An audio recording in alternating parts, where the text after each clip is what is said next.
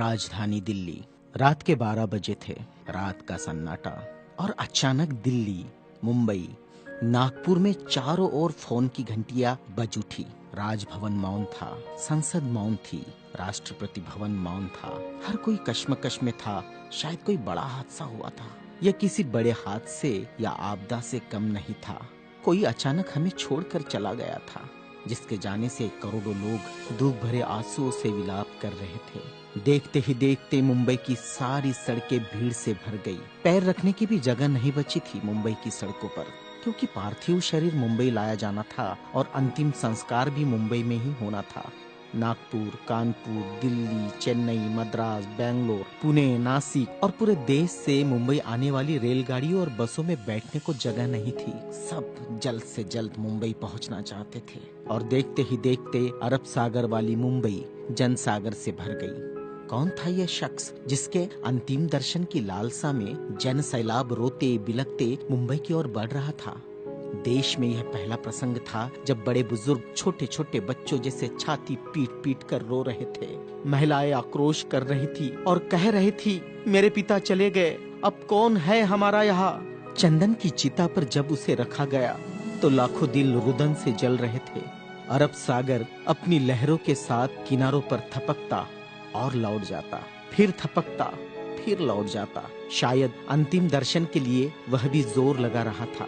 चिता जली और करोड़ों लोगों की आंखें बरसने लगी। किसके लिए बरस रही थी ये आंखें? कौन था इन सब का पिता? किसकी जलती चिता को देखकर जल रहे थे करोड़ों दिलों के अग्निकुंड? कौन था यह जो छोड़ गया था इनके दिलों में आंधिया? कौन था वह जिसके नाम मात्र लेने से गरज उठती थी बिजलियां, मन से मस्तिष्क तक दौड़ जाता था ऊर्जा का प्रवाह? कौन था वह शख्स जिसने छीन लिए थे खाली कासे इनके हाथों से और थमा दी थी कलम लिखने के लिए एक नया इतिहास? आंखों में बसा दिए थे नए सपने, ओठों पर सजा दिए थे नए तराने, धमनियों से प्रवाहित किया था स्वाभिमान अभिमान को, दास्यता की जंजीरें तोड़ने के लिए दिया प्रज्ञा का शस्त्र। चिता जल रही थी अरब सागर के किनारे और देश के हर गांव के किनारे में जल रहा था एक स्मशान।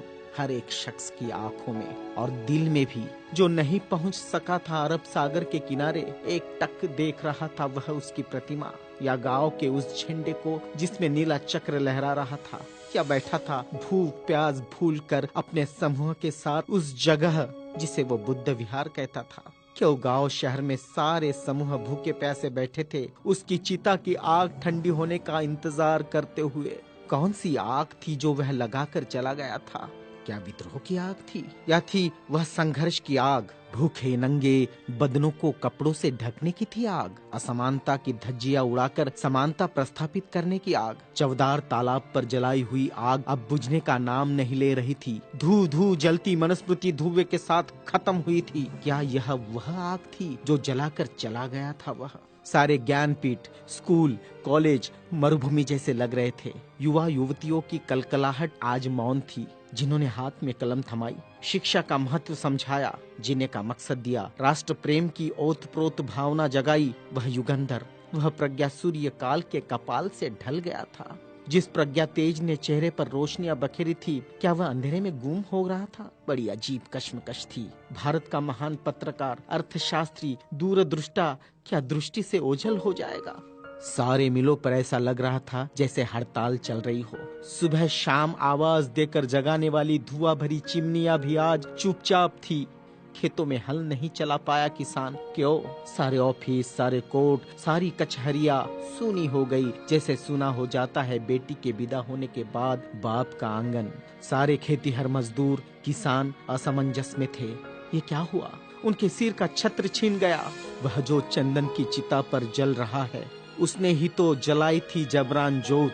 मजदूर आंदोलन का वही तो था आधुनिक भारत में मसीहा। सारी मिलों पर होती थी जो हड़ताल आंदोलन अपने अधिकारों के लिए, उसकी प्रेरणा भी तो वही था जिसने मजदूरों को अपना स्वतंत्र पक्ष दिया और संविधान में लिख दी वह सभी बातें जिन्होंने किसानों, खेतीहारों, मजदूरों के जीवन में खुशियां बखेरी थी। इधर नागपुर की दीक्षा भूमि पर मातम पसरा था। लोगों की चीखें सुनाई दे रही थी, बाबा चले गए, हमारे बाबा चले गए।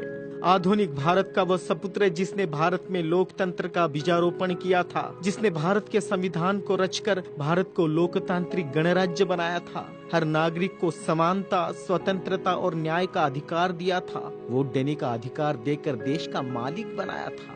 क्या सचमुच वह शख्स नहीं रहा? कोई भी विश्वास करने को तैयार नहीं था। लोग कह रहे थे, अभी तो यहाँ बाबा की सफेद गाड़ी रुकी थी, बाबा गाड़ी से उतरे थे सफेद पोशाक में, देखो अभी तो बाबा ने पंचशील दिए थे। 22 प्रतिज्ञाओं की गूंज अभी आसमान में ही तो गूंज रही थी। वो गूंज शांत होने से पहले बाबा शांत नहीं हो सकते। भारत के इतिहास ने नई करवट ली थी। जनसैलाब मुंबई की सड़कों पर बह रहा था। भारतीय संस्कृति में तुच्छ कहलाने वाली नारी, जिसे हिंदू कोड बिल का सहारा बाबा ने देना चाहा और फिर संविधान में उसके हक आरक्षित किए, ऐसी माँ बहनें लाखों की तादाद में स्मशान भूमि पर थी। यह भारतीय सड़ी गली धर्म परंपराओं के मुंह पर एक जोरदार तमाचा था, क्योंकि जिन महिलाओं को स्मशान जाने का अधिकार भी नहीं दिया, ऐसी 3 लाख महिलाएं बाबा के अंतिम दर्शन को पहुंची थी, जो अपने आप में एक विश्व विक्रम था। भारत का यह युगंधर, संविधान निर्माता, प्रज्ञा तेज, प्रज्ञा सूर्य, महासूर्य, कल्प पुरुष नव भारत को नवचेतना देकर चला गया। एक ऊर्जा स्रोत देकर, समानता, स्वतंत्रता, न्याय, बंधुता का पाठ पढ़ाकर, उस प्रज्ञा सूर्य की प्रज्ञा किरणों से रोशन होगा हमारा देश, हमारा समाज और हम। और पूरे विश्वास के साथ हम आगे बढ़ेंगे हाथों में हाथ लिए, मानवता के रास्ते पर, जहाँ कभी सूर्यास्त नहीं होगा, जहाँ कभी सूर्यास्त नहीं होगा, जहाँ कभी सूर्यास्त नहीं होगा।